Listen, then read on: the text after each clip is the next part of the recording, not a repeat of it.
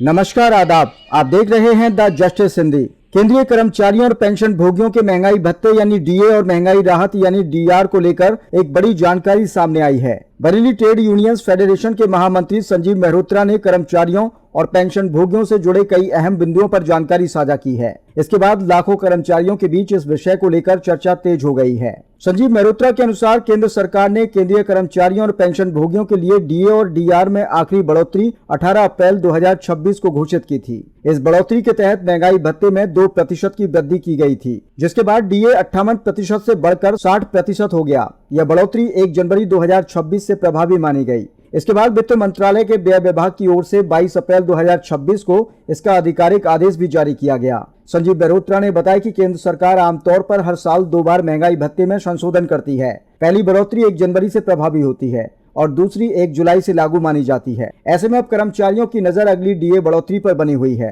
संभावना जताई जा रही है कि जुलाई 2026 से लागू होने वाली अगली बढ़ोतरी की घोषणा सितंबर या अक्टूबर 2026 तक की जा सकती है। उन्होंने उत्तर प्रदेश के कर्मचारियों और पेंशन भोगियों को लेकर भी महत्वपूर्ण जानकारी दी। उनके अनुसार उत्तर प्रदेश सरकार ने भी महंगाई भत्ते में बढ़ोतरी की घोषणा की है और यह वृद्धि 1 जनवरी से प्रभावी मानी जाएगी। हालांकि इसके भुगतान की प्रक्रिया अलग रखी गई है। संजीव मेहरोत्रा के मुताबिक कर्मचारियों को बढ़े हुए डीए का एरियर सीधे नकद नहीं दिया जाएगा, बल्कि एरियर की राशि उनके पीएफ खाते में जमा की जाएगी। वहीं मई महीने से कर्मचारियों को बढ़े हुए महंगाई भत्ते के साथ वेतन मिलने लगेगा। वहीं पेंशन भोगियों के लिए भी राहत की बात सामने आई है। उन्होंने बताया कि पेंशनरों के लिए डीआर का एरियर सीधे उनके बैंक खातों में भेजा जाएगा। मई की पेंशन भी बढ़ी हुई दरों के हिसाब से दी जाएगी। अब कर्मचारियों और पेंशन भोगियों की नजर अगली संभावित बढ़ोतरी पर बनी हुई है, क्योंकि यदि महंगाई के आंकड़ों में बदलाव जारी रहता है तो सितंबर या अक्टूबर में एक और राहत भरी घोषणा देखने को मिल सकती है।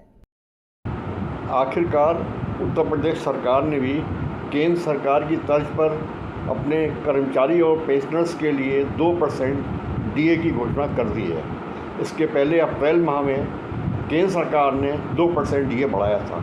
यूपी गवर्नमेंट के कर्मचारियों का डीए अब 58 से बढ़ के 60% होगा।